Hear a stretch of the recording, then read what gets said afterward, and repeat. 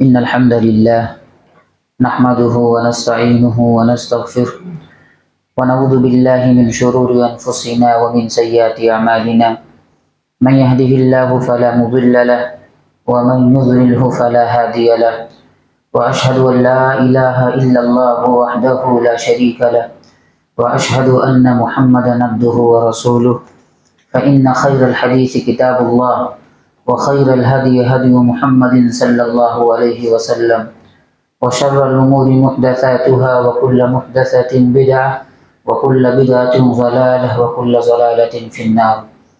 أعوذ بالله السميع العليم من الشيطان الرجيم. بسم الله الرحمن الرحيم. يا أيها الذين آمنوا اتقوا الله حق تقاته ولا تموتن إلا وأنتم مسلمون.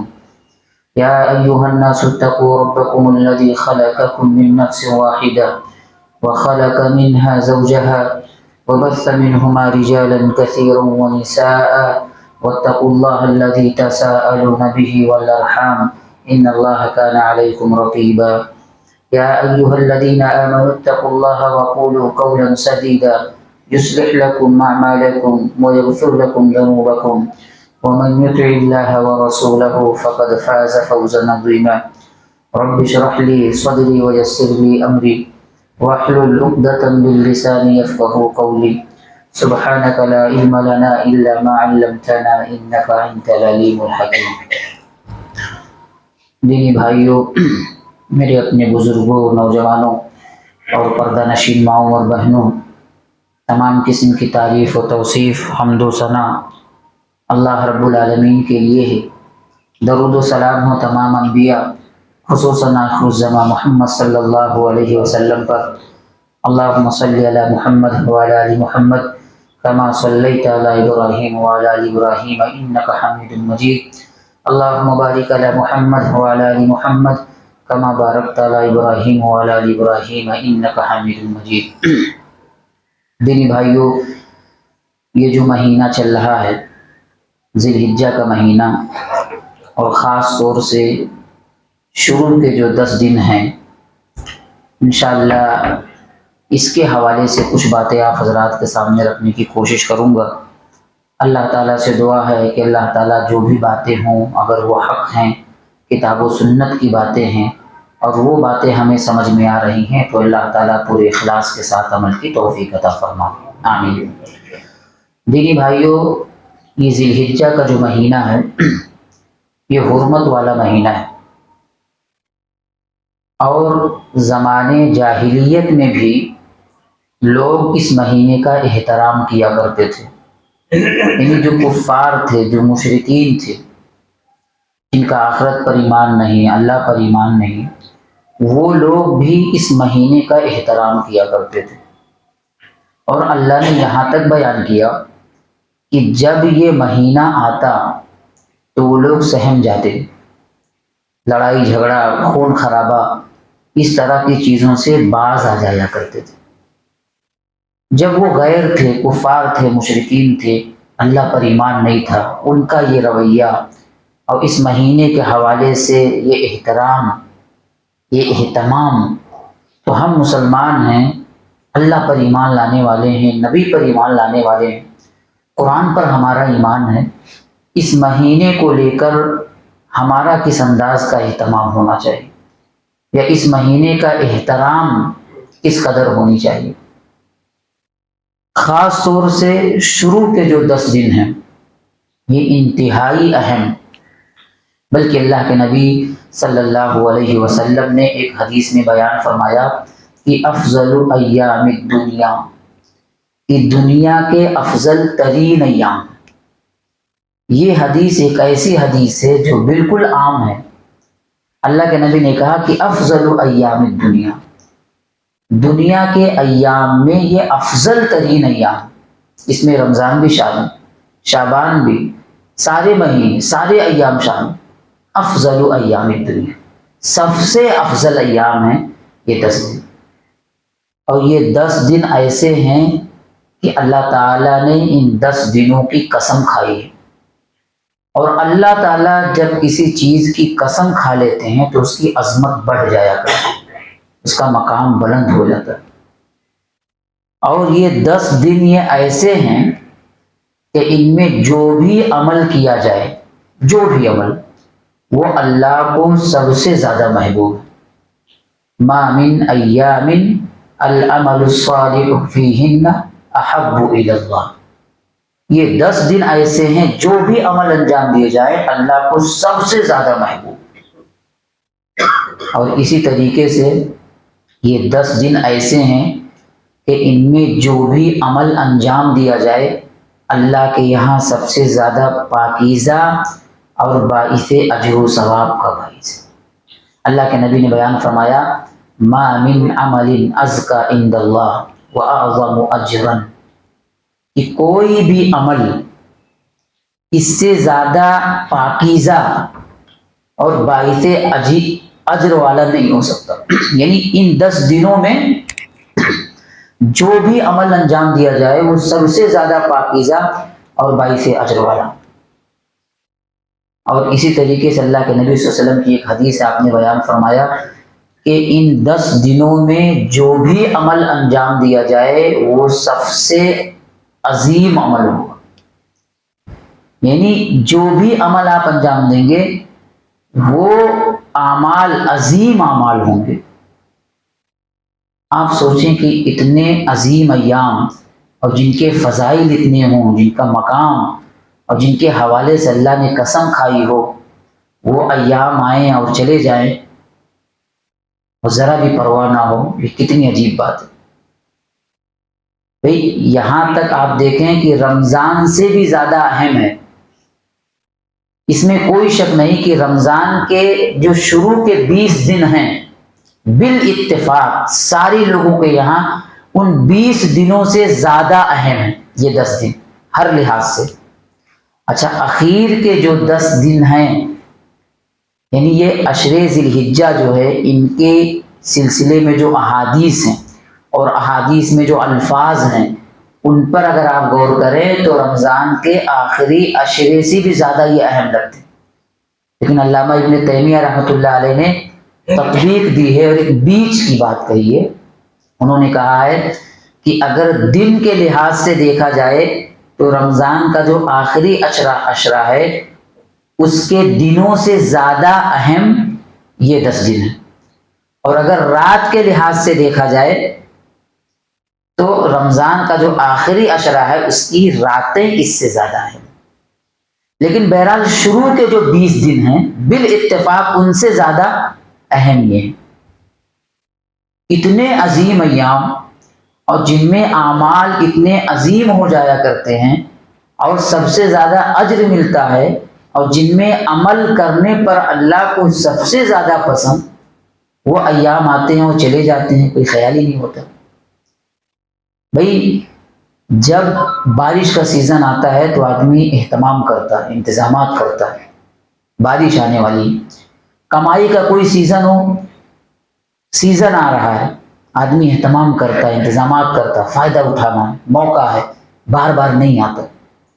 آپ سوچیں کہ اللہ نے ہم کو جس مقصد کے لیے پیدا کیا اور جس کام کے لیے اللہ نے پیدا کیا، وَمَا خَلَقْتُ الْجِنَّ وَالْإِنسَ إِلَّا لِيَعْبُدُونَ، اللہ نے جس مقصد کے لیے پیدا کیا اس مقصد کو پانے کا سب سے اہم ذریعہ، سب سے اہم موقع آئے اور چلے جائے اور کوئی خیال نہ ہو۔ بھئی بارش بار بار نہیں آتی ہے، کمائی کا جو سیزن ہوتا ہے وہ زندگی کا ایک حصہ ہے، پوری زندگی نہیں ہے۔ بھئی آدمی جینے کے لیے کماتا ہے، صرف زندگی جینا، کمانا، کھانا یہی سب اصل نہیں ہے۔ اللہ نے پیدا کیا کیوں؟ بھئی اللہ نے زندگی دی ہے، پیدا کیا ہے تو جینے کے لیے انتظامات کرنے پڑتے ہیں۔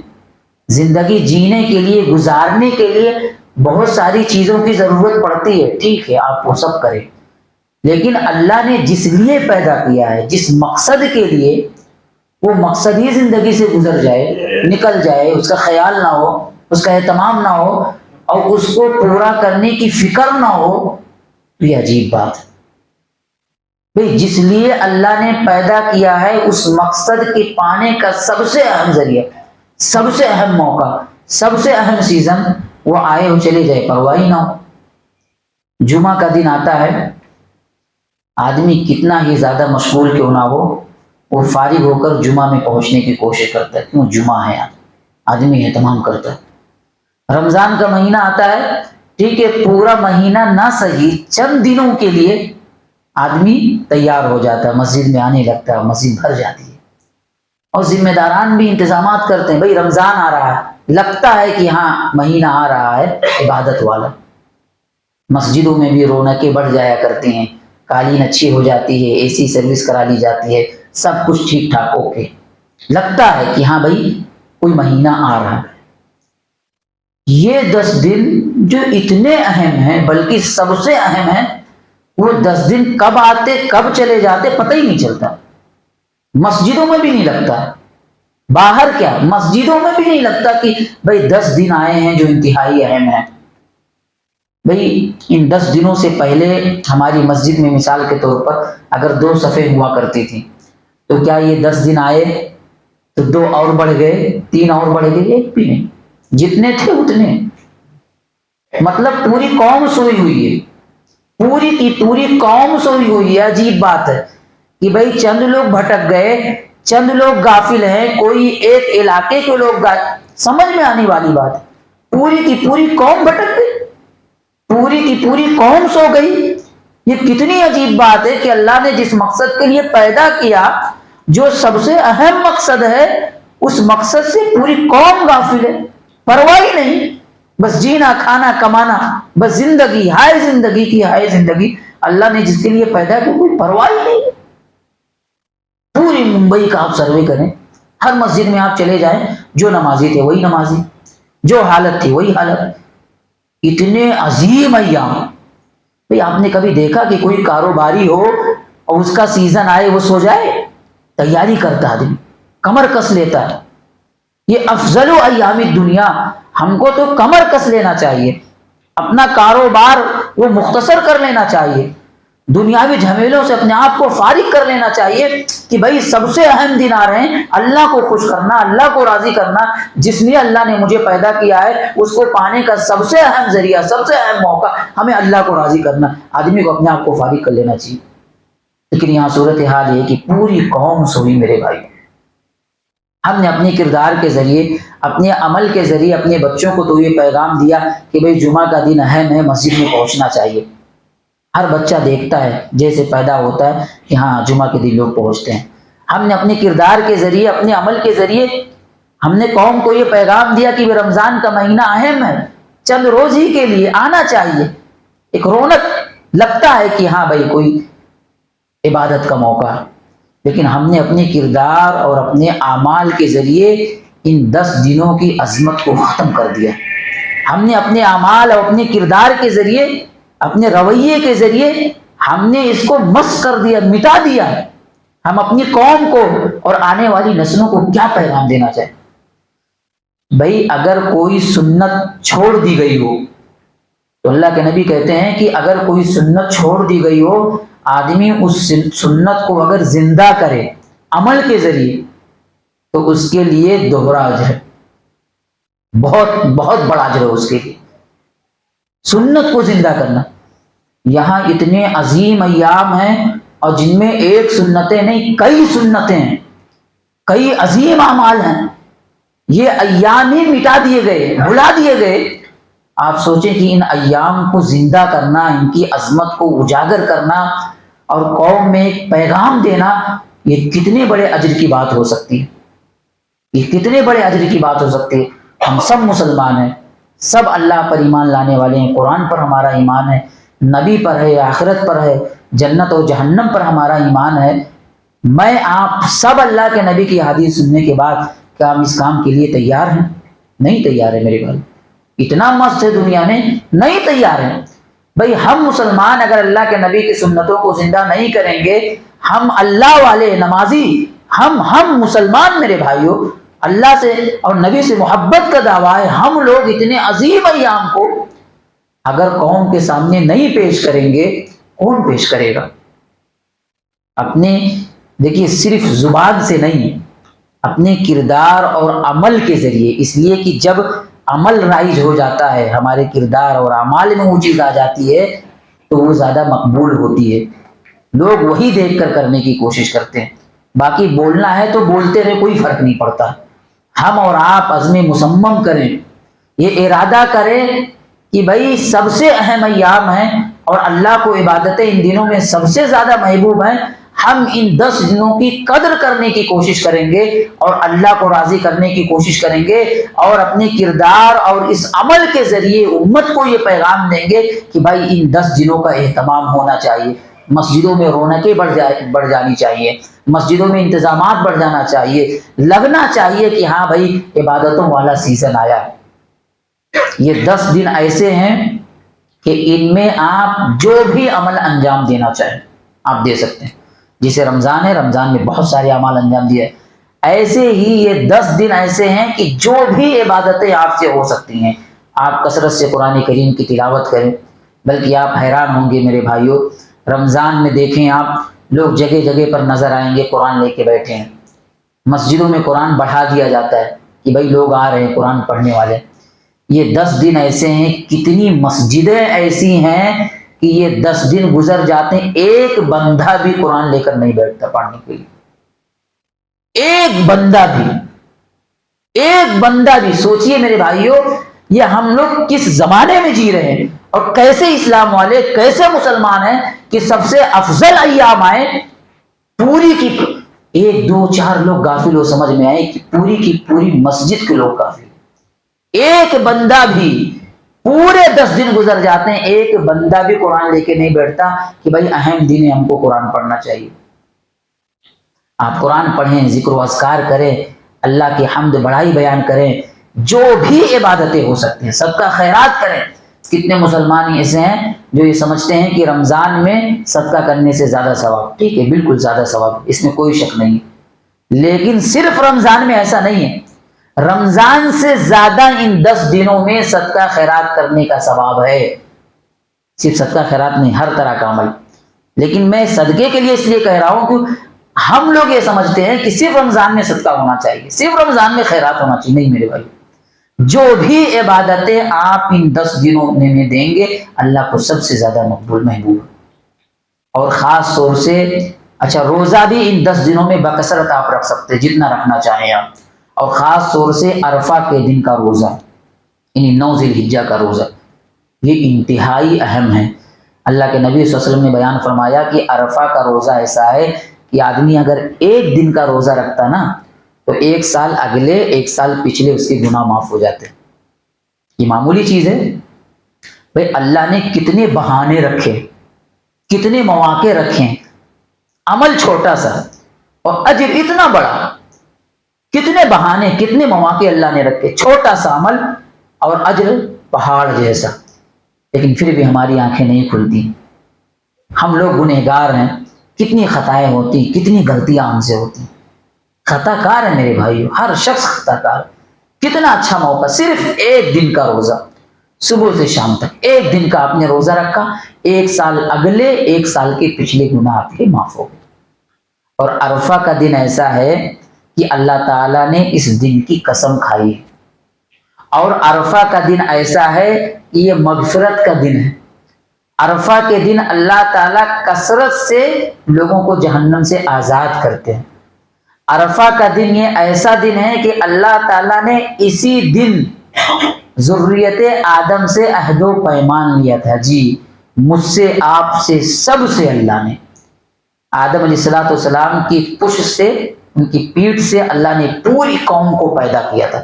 حدیث میں آتا ہے کہ چوٹیوں کی شکل میں لوگ چھوٹے چھوٹے تھے، سب کو اللہ نے پیدا کیا تھا. میں آپ سب تھے اللہ کے سامنے، اور سب سے اللہ تعالیٰ نے عہد و پیمان لیا تھا کہ الست بربکم، کیا میں تمہارا رب نہیں؟ سب نے کہا تھا قالوا بلا. یہ عرفہ کا دن میرے بھائیوں یہ دعا کا دن ہے. اور اللہ کے نبی نے بیان فرمایا سب سے افضل دعا، سب سے اہم دعا یہ عرفہ کے دن کی دعا. تو عرفہ کے روزے کا بھی اہتمام ہونا چاہیے اپنے اپنے ملک کے حساب سے. وہ بعض لوگ جو کہتے ہیں نا کہ پوری دنیا میں ایک ساتھ، یہ ممکن نہیں ہے، یہ پریکٹیکل نہیں ہے. آپ دیکھیں کتنے ممالک ایسے ہیں جب یہاں پر دن تو وہاں پہ رات، وہ کیسے رکھیں گے؟ آپ کہیں کہ ان کے لیے روزہ ہی نہیں ہے. یا آپ یہ کہیں کہ وہ رات میں روزہ رکھیں، تو یہ پریکٹیکل نہیں ہے۔ اپنے اپنے ملک کے حساب سے عرفہ کا روزہ رکھا جائے۔ اسی طریقے سے عید الاضحیٰ کا جو دن ہوتا ہے، قربانی کا دن، دیکھیے قربانی ایک عظیم عبادت ہے۔ ہر شخص یہ سوال کرتا کہ بھئی قربانی کا جانور کیسا ہونا چاہیے۔ ٹھیک ہے، فکر ہے کہ بھئی قربانی مقبول ہو، قبول ہو، یہ فکر ہونی چاہیے، لیکن کبھی کوئی یہ سوال نہیں کرتا کہ قربانی پیش کرنے والا کیسا ہو۔ بھئی جس طرح قربانی قبول ہونے کے لیے ضروری ہے کہ جانور ٹھیک ٹھاک ہو، شرائط پورے ہوں تاکہ قربانی مقبول ہو، اسی طرح ضروری ہے کہ جو قربانی پیش کرنے والا ہے وہ بھی ٹھیک ٹھاک ہو۔ حرام کمائی آپ 100 جانور ذبح کر دیں، وہ قربانی آپ کی نہیں ہوگی۔ اسی طریقے سے دکھاوا، ریاکاری ہمارے اندر ہے، ہمارا دل صاف نہیں ہے، کوئی فائدہ نہیں۔ اس روئے زمین پر سب سے پہلی قربانی جو ریجیکٹ ہوئی، نہ مقبول ہوئی، وہ جانور ٹھیک ٹھاک تھا لیکن قربانی کرنے والا ٹھیک نہیں تھا۔ ہمارے یہاں اللہ نے دیکھیے کیا کہا کہ لن ینال اللہ لحومها ولا دماؤها ولکن ینالہ التقوی منکم، کہ اے لوگوں جو تم قربانی پیش کر رہے ہو، یاد رکھو اللہ کو نہ تو اس کا گوشت پہنچتا نہ خون، بس اللہ تمہارا تقوی دیکھنا چاہے، تمہاری نیت، وہ احساس، وہ جذبہ جس کے تحت تم قربانی پیش کر رہے ہو۔ کتنے مسلمان ایسے جانور ذبح کر دیا جاتا ان کے دل میں احساس بھی نہیں پیدا ہوتا، کتنے مسلمان ایسے ہیں کہ خون بہا دیا جاتا ان کے دل میں درد بھی نہیں پیدا ہوتا، کتنے مسلمان ایسے کہ جانور ذبح ہو گیا وہ موجود بھی نہیں ہے۔ میرے بھائیوں معاف کیجئے گا، یہ قربانی یہ جانور ذبح کرنے کا نام نہیں ہے، بلکہ قربانی احساس کا نام ہے، کہ آدمی اس احساس کے ساتھ، اس نیت کے ساتھ قربانی کرے کہ جس طرح ہم نے اللہ کے اشارے پر جانور ذبح کر دیا، اگر ضرورت پڑی اللہ کی راہ میں اپنی خواہش کو قربان کرنے کی، اپنی انا کو قربان کرنے کی، اپنی آل و اولاد کو، اپنے وقت کی قربانی، مال کی قربانی، یہاں تک کہ اپنی جان کی قربانی، تو اس کے لیے ہم تیار ہیں۔ خاص طور سے یہ عبادت ایک ایسی عبادت ہے جو ریا نمود کا اور دکھاوے کا سب سے بڑا ذریعہ ہے۔ کئی بکرے لا کر گھما رہے ہیں، چرچے چل رہے ہیں کہ اتنے کے ہیں، اتنے جانور ہیں، ایسا ہے ویسا ہے۔ بھئی اللہ نے اگر آپ کو طاقت دی ہے، آپ آسانی سے قربانی کر سکتے، آپ کریں، بالکل کریں، لیکن اللہ کے لیے کریں، نیت صاف ہو، عبادت مقصود ہو، عبادت اللہ کے لیے۔ کتنے لوگ ایسے ہیں جو ان کی طاقت نہیں ہوتی ہے، طاقت نہیں ہے لیکن پھر بھی وہ قربانی کر رہے ہیں، کیوں؟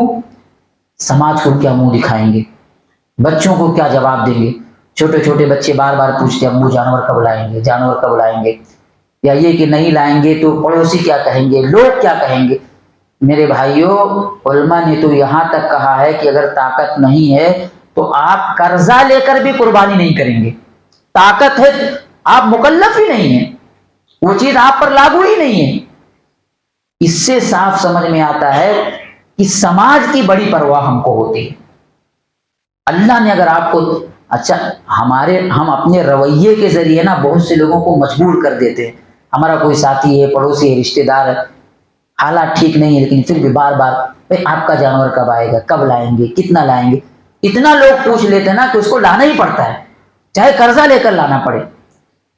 ہم سب کو یہ مسائل معلوم ہونے چاہیے کہ جس پر اللہ نے، جس کے پاس طاقت ہے اس کو کرنا ہے اور اللہ کے لیے کرنا ہے۔ ذرا بھی اگر اس میں دکھاوا، ریاکاری، یہ ساری چیزیں آ گئی تو جس طرح قربانی کے جانور کے اندر جو شرائط ہے نا، اگر وہ پورے نہ ہو تو قربانی قبول نہیں ہوگی۔ قربانی پیش کرنے والا اگر اس کی نیت صاف نہیں ہے، اس کے ہاں اخلاص نہیں ہے، اللہ کے لیے خالص اگر، تو اس کی بھی قربانی نہیں قبول ہو سکتی۔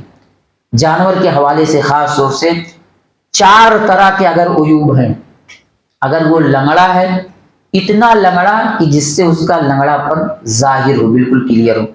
اسی طریقے سے اندھا پن، ایسا اندھا کہ ایک دم واضح ہو کہ بھئی یہ اندھا ہے۔ اسی طریقے سے اتنا دبلا پتلا ہو اس کی ہڈیاں واضح ہو رہی ہوں، اور اسی طریقے سے اتنا بیمار ہو کہ اس کی بیماری پوری ایک دم واضح ہو. یہ 4 عیوب ایسے ہیں کہ اگر کسی جانور کے اندر ہیں تو اس کی قربانی نہیں. باقی اس کے علاوہ کوئی بھی عیب ہے آپ بالکل کر سکتے ہیں. لنگڑا بھی اگر ہے نا ہلکا پھلکا تو بھی چلے گا. آنکھ بھی خراب ہے ہلکی پھلکی تو بھی چلے گی. کوئی بھی ہلکا پھلکا عیب ہے وہ یہ 4 عیوب جن کے تعلق سے اللہ نے کہا ایک دم واضح ہوں یہ چاروں تو اس کی نہیں چلے گی. باقی سب کی چلے گی. اچھا معمولی چیزوں کے کل ایک صاحب کہہ رہے تھے کہ ایک فوٹو انہوں نے بھیجا تھا. ایک بکرا تھا تھوڑا سا نشان تھا. کہہ رہے تھے اس کی قربانی ہوگی کہ نہیں. بالکل ہو جائے. کوئی بھی عیب ہو یہ 4 عیب ہیں یہ نہیں چلیں گے. اور یہ چاروں عیب بھی ایک دم واضح ہوں گے تو نہیں چلیں گے. تھوڑے بہت ہوں گے چل جائے گا. باقی اس کے علاوہ جو بھی تھوڑی بہت کمی ہوگی ہاں یہ اور بات ہے کہ اگر انتہائی خوبصورت جانور ہے ہر عیب سے پاک ہے موٹا ہے فربا ہے زبردست ہے تو بلا شبہ ایسی قربانی سب سے عظیم ہے سب سے افضل ہے. لیکن اگر ایسی میسر نہ ہو چھوٹی موٹی چیز کوئی دقت نہیں چل جائیں گے. اسی طریقے سے افضل یہ ہے کہ آدمی اپنے ہاتھ سے جانور ذبح کرے. اپنے ہاتھ سے. ایک چیز یہ بھی ہے نا کہ کوئی بھی قیمتی چیز آدمی اپنے ہاتھوں سے اللہ کے راستے میں قربان کرے اس سے عظیم چیز کیا ہو سکتی ہے. بہت سے لوگ بھائی مولوی صاحب کے انتظار میں رہتے کہ بھائی وہی جانور ذبح کریں گے تو ہی قربانی ہو. ایسا کچھ نہیں. بلکہ حدیث میں آتا ہے نا کہ اگر خاتون کے نام سے قربانی ہے وہ بھی اپنے ہاتھ سے ذبح کر سکتی اس کی بھی قربانی ہو جائے گی. اور کرنا بھی چاہیے اگر ہمت طاقت ہے تو. اور ایسا نہیں ہے کہ مدرسے میں قربانی کا طریقہ سکھایا جاتا ہے کہ بھئی وہ بہت اچھا کر لیتے ہیں. ان سے بہتر آپ کر سکتے ہیں کیونکہ دنیا آپ چراتے ہیں. بہت سے بڑے بڑے آپ کام کرتے ہیں. وہ تو امامت کرنے والے وہ کہاں سے اچھے سے کبھی سکھایا نہیں گیا ان کو بتایا نہیں گیا. ہاں یہ کہ طریقہ معلوم ہے. اور طریقہ تو کوئی اس میں بہت سی ایسی چیزیں ہیں نہیں کہ آپ نہیں کر سکتے. دعا بھی انتہائی معمولی. صحیح بخاری حدیث کے مطابق بسم اللہ اللہ اکبر کہہ کے آپ ذبح کر دیں خلاص آپ کی قربانی ہو گئی. بہت زیادہ آپ کو پڑھنا ہے تو چھوٹی سی دعا ہے آپ وہ پڑھ سکتے ہیں. جو بڑی والی دعا ہے وہ بھی پڑھ سکتے ہیں. لیکن کوشش یہ کریں کہ اپنے ہاتھ سے قربان کریں. اور اسی طریقے سے قربانی کرنے کے بعد اس کا جو گوشت ہے آپ کی فیملی لمبی ہے تو آپ اسٹور بھی کر سکتے ہیں آپ کو ضرورت ہے تو. بس یہ ہے کہ ضائع نہ ہو. یہ بعض لوگ جو کہتے ہیں نا کہ ایک حصہ کھانے کے لیے ایک حصہ بانٹنے کے لیے ایک حصہ کھلانے کے لیے ایسی کوئی صحیح حدیث نہیں ہے. ہاں یہ ضرور ہے کہ آپ خود کھائیں دوسروں کو کھلائیں اور غریبوں میں تقسیم بھی کریں. یہ افضل ہے یہ بہتر ہے اور ایسا کرنا چاہیے کہ بھائی آپ نے قربانی پیش کی ہے آپ خود کھائیں آپ کے بچے کھائیں دوست احباب کی دعوت بھی دیں اور غریبوں میں تقسیم بھی کریں. غریبوں کا بھی خیال رکھیں. یہ افضل اور بہتر ہے. اسی طریقے سے جو اس کی خال ہے آپ بیچ کر اجرت نہیں لے سکتے ہیں. آپ کہیں مسجد میں یا جہاں بھی ضرورت ہے مستحقین وہاں آپ دے دیں.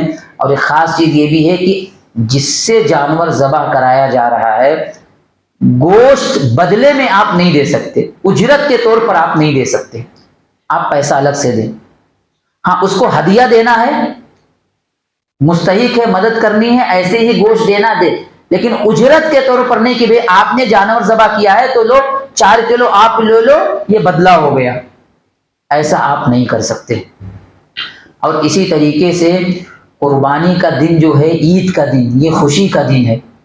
خوشی کا اظہار ہو اور اس خوشی میں دوسروں کو بھی شریک کیا جائے. بعض لوگ یہ بھی سوال کرتے ہیں کہ بھئی میت کی طرف سے قربانی کر سکتے یا نہیں کر سکتے. دیکھیں اس سلسلے میں کوئی بھی صحیح اور صریح حدیث نہیں ہے کہ میت کی طرف سے. آدمی جب زندہ رہتا تب پرواہ نہیں جب آدمی مر جاتا تب بڑی فکر ہوتی ہے بڑی فکر ہوتی ہے. مردوں کی طرف سے قربانی کا کوئی آپ اس سلسلے میں کوئی بھی صحیح اور صریح حدیث آپ کو نہیں ملے گی. ہاں یہ ہے کہ اللہ کے نبی صلی اللہ علیہ وسلم اپنی طرف سے اور اپنی امت کی طرف سے قربانی کیا کر تو زندوں کے ساتھ مردے بھی شامل ہو جائیں گے. بھئی آپ نے قربانی پیش کی آپ اور آپ کی فیملی کی طرف سے پورے اہل خانہ کی طرف سے آپ کا کوئی فوت ہو گیا وہ بھی اس میں شامل ہو گئے. لیکن مستقل الگ قربانی آپ مردے کے لیے کریں ایسا نہیں کر سکتے. آپ ان کے لیے صدقہ کر سکتے ہیں، لیکن قربانی یہ مستقل عبادت ہے، ان کی طرف سے قربانی نہیں کر سکتے. آپ صدقہ آپ کو کرنا ہے، آپ ان کی طرف سے کر سکتے ہیں، لیکن قربانی یہ الگ چیز ہے. قربانی ایک عبادت ہے، اور عبادت کے لیے دلیل ہونی چاہیے. اگر دلیل ہے تو ٹھیک ہے، نہیں ہے تو نہیں کر سکتے آپ. اسی طریقے سے قربانی کا کوئی بدل نہیں ہو سکتا ہے.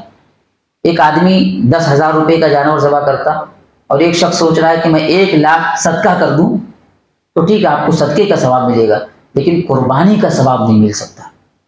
قربانی کا بدل صدقہ نہیں ہو سکتا، خیرات نہیں ہو سکتے. ایک جانور آپ کے پاس ہے، گھر کا جو ذمہ دار ہے اس کی طرف سے کر دیں، پورے گھر کی طرف سے کافی. ایک سے زائد آپ کرنا چاہتے ہیں تو ایک ذمہ دار کی طرف سے، باقی جس کی طرف سے آپ کرنا چاہیں آپ کر سکتے. اچھا، بہت سے لوگ اللہ کے نبی صلی اللہ علیہ وسلم کی طرف سے بھی قربانی، دیکھیے اس کا کوئی ثبوت نہیں ہے. آج کے اس تعلیم یافتہ دور میں بھی اس طرح کی جہالت، اس طرح کہ آج کے دور میں بھی کتنے لوگ ایسے ہیں، بھائی اللہ کے نبی کی طرف سے کر دو. اللہ کے نبی کی طرف سے قربانی یہ آپ کو نہیں کرنی ہے. قربانی ایک عبادت ہے، اور عبادت جیسے ثابت ہے، نبی نے جیسے بتایا، جتنا بتایا ہم اسی کے پابند ہیں، اس سے ہٹ کر ہم نہیں کر سکتے. اچھا ٹھیک ہے، قربانی عبادت ہے، نبی کے لیے قربانی کر دیں، تو میں کہوں بھائی نبی کے لیے نماز بھی پڑھنی ہے، مجھے نماز بھی پڑھیں، آپ حج بھی کریں، روزہ بھی رکھیں نبی کے لیے، دوسرے اعمال بھی. بھائی اللہ کے نبی صلی اللہ علیہ وسلم کو ہمارے عمل کی ضرورت نہیں ہے. ہاں ہم کو ضرورت ہے، ہم گنہگار ہیں، خطا کار ہیں، ہم کو ضرورت ہے کہ ہم اپنے لیے عبادتیں انجام دیں، اور ہمارے لیے ضروری ہے کہ ہم نبی کی سنتوں کا التزام کریں. نبی نے جو تعلیم دی، جتنی دی، جس انداز میں، ہمارے لیے ضروری ہے کہ ہم ان کو پورا کریں اور ان کے مطابق، اس لیے کہ ہم گنہگار ہیں. نبی کی شفاعت چاہیے، اور نبی کی دعائیں چاہیے، اور نبی کے ہاتھوں سے آب کوثر اگر پینا میرے بھائیوں، تو نبی کی زندگی کے مطابق زندگی جینے میں ہمارے لیے عافیت ہے. اسی طریقے سے عید کا دن خاص طور سے دیکھیے، تکبیرات بلند کرتے ہوئے آپ عیدگاہ میں جائیں. یہ عجیب بات ہے، دیکھیے اتنی اہم سنت، اس میں کسی کا اختلاف نہیں ہے کہ عید کی نماز یہ میدان میں ہونی چاہیے. کسی کا اختلاف نہیں ہے، کسی کا اختلاف نہیں ہے. اور ایسی سنت کی سال میں ایک مرتبہ عمل کرنے کا موقع ملتا ہے. آپ دیکھیں اللہ کی پناہ، خاص طور سے ہمارے ممبئی میں اگر عقیقہ ہو نا، آدمی کو میدان مل جائے گا. شادی ہو، پارٹی ہو، یا کچھ اور ہو، میدان مل جائے گا. لیکن عید کی نماز پڑھنی ہے مسجد میں پڑھیں. کیوں بھائی؟ فکر ہی نہیں ہے، وہ جذبہ نہیں ہے، سنت پر عمل کرنے کا، چلنے کا، سنت کو زندہ کرنے کا شوق ہی نہیں ہے، کوئی پرواہ نہیں. بس نماز کا وقت ہوا، آئے مسجد میں پڑھ لیے، نکل لیے. اس میں کسی کا اختلاف نہیں ہے کہ عید کی نماز ایک ساتھ لوگوں کو پڑھنا ہے، اور کھلے آسمان کے نیچے پڑھنا ہے آپ کو. کتنی مسجدیں ایسی میرے بھائیوں کہ ایک ایک مسجد میں 3 عید کی نمازیں ہو رہی ہیں. اللہ کو 3 کہاں اجتماعیت ہے میرے بھائیوں؟ کتنے علاقے ہیں ہمارے یہاں، ایک ایک علاقے کی میں 4 مسجدیں ہیں، اور چاروں مسجدوں میں 3 جماعتیں ہو رہی ہیں. یہ کیسا اجتماع بھائی؟ یہ کیسا اجتماع؟ اللہ کے نبی نے حکم دیا کہ سارے لوگ ایک ساتھ جمع ہو کر نماز پڑھیں. بھائی کوشش کرنے سے سب کچھ ممکن ہے. عقیقے کے لیے میدان مل جاتا ہے، پارٹی کے لیے، شادی کے لیے میدان مل جاتا ہے، ایک شخص کی بات ہوتی، ایک گھر کی بات ہوتی، مل جاتا. یہ سارے مسلمانوں کا معاملہ ہے، یہ پوری قوم کا معاملہ ہے. پوری قوم کو لوگ مل کر 1 گھنٹے کے لیے، آدھے گھنٹے کے لیے، 2 گھنٹے کے لیے میدان کا انتظام نہیں کر سکتے. اصل جذبہ ہونا چاہیے، سنت پر عمل کرنے کا جذبہ ہونا چاہیے، یہ اصل چیز ہے. اسی طریقے سے عید کی نماز میں خاص طور سے خواتین کو بھی شامل ہونا چاہیے. اور الحمدللہ آج کل اس پر اچھا فوکس ہے، عمل ہو رہا ہے، لیکن اور زیادہ محنت کرنے کی ضرورت ہے. کیونکہ میں نے اپنی گنہگار آنکھوں سے دیکھا، آج بھی کتنی خواتین ایسی ہیں جو پورا سال گزر جاتا، یہاں تک کہ عید بھی چلے جاتے ہیں، ان کو مسلمانوں کے اجتماع میں شرکت کا موقع نہیں مل پاتا. یہ اللہ کے نبی صلی اللہ علیہ وسلم کا حکم ہے. آپ نے یہ تعلیم دی ہے کہ عورتوں کو بھی شریک کیا جائے. آپ نے یہاں تک کہا کہ اگر حائضہ عورت ہے وہ بھی آئے، نماز میں شامل نہیں ہوگی، مسلمانوں کی دعا میں شامل ہوگی. یہاں تک کہا گیا کہ اگر کسی کے پاس دوپٹہ نہیں ہے، چادر نہیں ہے، نقاب نہیں ہے، وہ اپنی بہن کے ساتھ آئے گی لیکن وہ بھی آئے گی. اتنا سخت حکم میرے بھائی، اتنا سخت. بھئی ایک بہانہ ہے نا، عذر ہے نا، چادر نہیں ہے، بے پردگی کیسے جائیں؟ اللہ کے نبی وہ بھی آئے. حائضہ نماز نہیں پڑھنا ہے، وہ بھی آئے، نبی نے کہا وہ بھی آئے. آپ سوچیں کہ اتنا اہم حکم اور نبی نے اس انداز کی تعلیمات دی ہوں اور ہماری قوم عورتوں کے لیے انتظام نہ کرے، یا ہمارے یہاں عورتوں کا اہتمام نہ ہو، یا ہماری بہنیں خود نہ جانے کی کوشش کریں. یہ کتنی عجیب بات ہے. کیسے مسلمان؟ یہ بڑا اجتماع ہے کہ سارے لوگ ایک ساتھ کھلے آسمان میں جمع ہوں تاکہ یہ دن یاد دلائے اس دن کو جس دن اسی طرح سارے مسلمانوں کو ایک ساتھ جمع ہونا ہے، یعنی حشر کے میدان میں. میرے بھائی، حشر کے میدان میں سارے لوگوں کو جمع ہونا ہے. اور بہت ساری باتیں ہیں، یہ چند اہم باتیں تھیں عید کے حوالے سے جو میں نے آپ کے سامنے رکھی، وہ ختم ہوا. اللہ تعالیٰ سے دعا ہے کہ اللہ تعالیٰ دین کی صحیح سمجھ عطا فرما اور اللہ تعالیٰ صحیح معنوں میں نبی کے جو سنتیں ہیں اور آپ کی جو تعلیمات ہیں، اللہ تعالیٰ کما حقہ ان پر عمل کرنے کی توفیق عطا فرما. اللہ تعالیٰ جب تک زندہ رہیں تب تک اسلام پر رہیں اور جب ہماری موت ہو تو ایمان کی حالت میں ہو. اللہ تعالیٰ جو بھائی بیمار ہیں انہیں شفاء کلی نصیب فرما، جو بھائی مقروض ہیں، قرضدار ہیں، اللہ تعالیٰ ان کے قرض کی ادائیگی کا ذریعہ پیدا فرما. اللہ تعالیٰ ہم مسلمان ہیں، تیرے بندے ہیں، گنہگار ہیں، پر تجھ سے محبت کرنے والے، تجھ پر ایمان لانے والے ہیں. اللہ تعالیٰ تو ہماری مغفرت فرما اور صحیح معنوں میں کتاب و سنت کے مطابق اللہ زندگی گزارنے کی توفیق عطا فرما. آمین وآخر دعوانا ان الحمدللہ رب العالمین.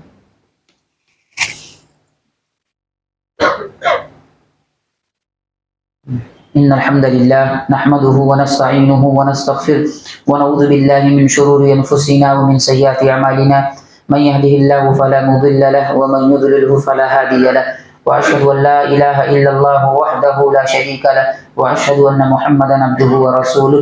فإن خير الحديث كتاب الله وخير الهدي هدي محمد صلى الله عليه وسلم وشر الأمور محدثاتها وكل محدثة بدعة وكل بدعة ضلالة وكل ضلالة في النار. فأعوذ بالله السميع العليم من الشيطان الرجيم. بسم الله الرحمن الرحيم. إن الله وملائكته يصلون على النبي يا أيها الذين آمنوا صلوا عليه وسلموا تسليما.